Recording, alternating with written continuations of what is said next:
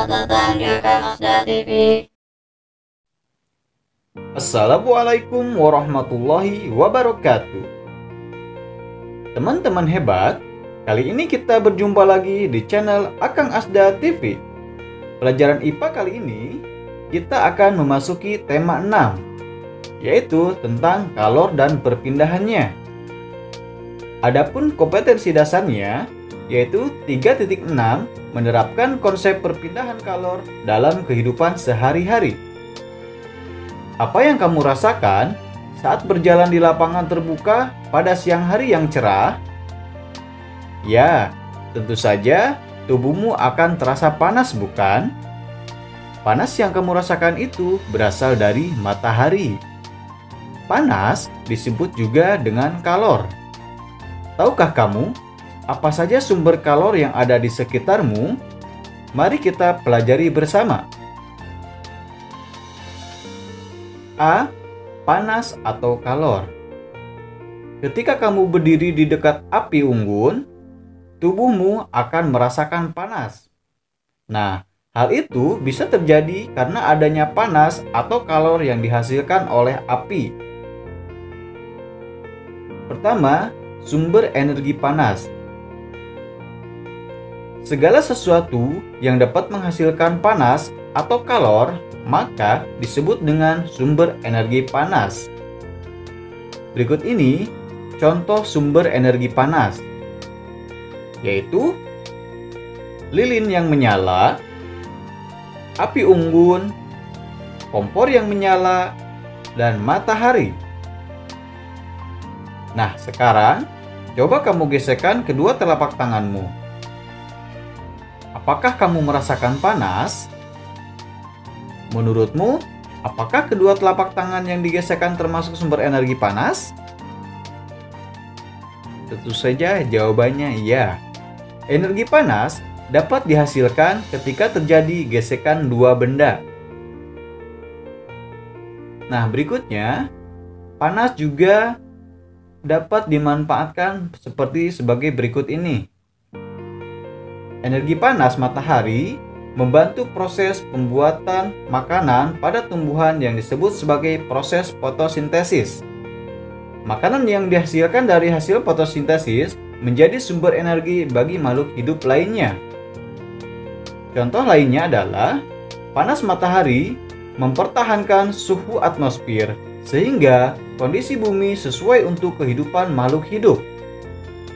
Dan manfaat lainnya adalah panas matahari memungkinkan terjadinya siklus air dan perubahan musim.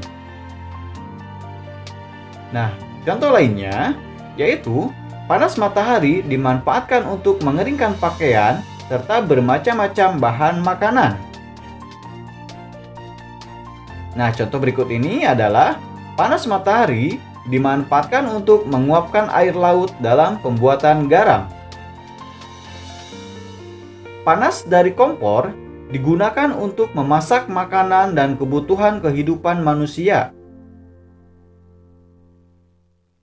Nah, tadi adalah berbagai macam manfaat panas. Nah, sekarang suhu.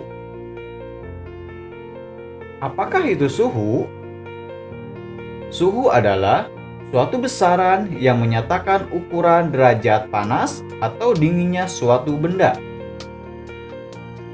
Adapun satuan pengukur suhu adalah pertama, derajat Celcius, yang kedua, derajat Reaumur, yang ketiga, derajat Fahrenheit, dan yang keempat, derajat Kelvin. Alat pengukur suhu disebut termometer. Adapun termometer, jenisnya sangat bermacam-macam. Ada termometer klinis, biasanya digunakan untuk mengukur suhu badan. Yang kedua, ada termometer ruang.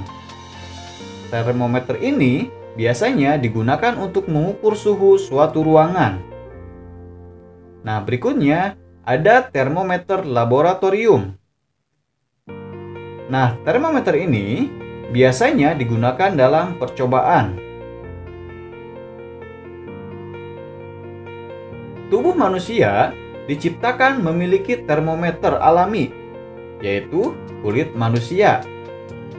Kulit atau indera peraba dapat merasakan panas atau dinginnya suatu zat. Namun, kulit manusia tidak dapat mengukur dengan tepat terkait besaran suatu suhu. Berikut ini adalah perbedaan suhu dan kalor. Suhu adalah derajat panas suatu benda, sedangkan panas atau kalor merupakan energi. Suhu tidak bisa berpindah, namun bisa naik atau turun, atau berubah. Sedangkan kalor bisa berpindah dari benda satu ke benda yang lainnya. Suhu dapat diukur dengan termometer, sedangkan kalor diukur menggunakan kalorimeter. Satuan suhu adalah derajat Celcius, Reaumur, Fahrenheit, dan Kelvin. Nah, di Indonesia pada umumnya menggunakan satuan derajat Celcius, sedangkan kalor memiliki satuan kalori. Berikutnya, pengaruh panas terhadap benda, pemuaian benda dan penyusutan benda. Apa sih yang dimaksud dengan pemuaian? Pemuaian adalah bertambahnya ukuran atau volume suatu benda karena menerima panas. Penyusutan adalah berkurangnya ukuran atau volume suatu benda karena melepaskan panas. Contohnya, berikut ini adalah kabel listrik terbuat dari logam. Ketika udara panas, maka kabel akan memuai sehingga menjadi lebih panjang.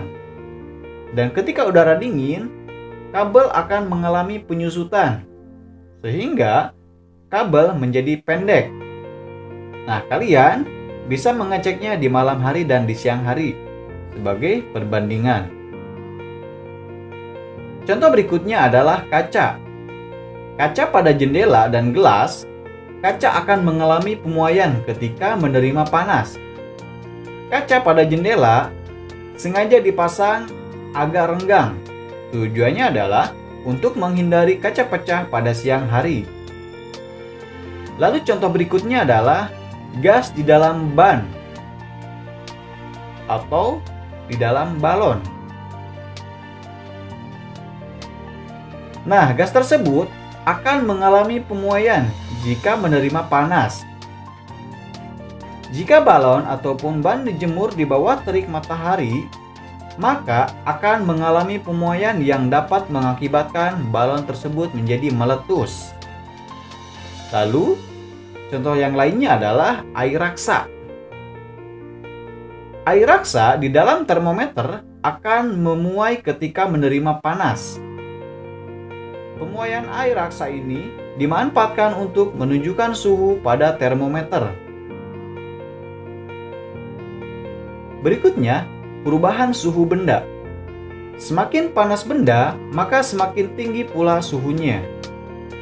Jadi, pemberian panas pada suatu benda akan meningkatkan suhu benda tersebut. Begitupun sebaliknya. Jika benda melepaskan panas, suhu benda tersebut akan turun. Sampai di sini selesai dan sangat mudah untuk dipahami, bukan?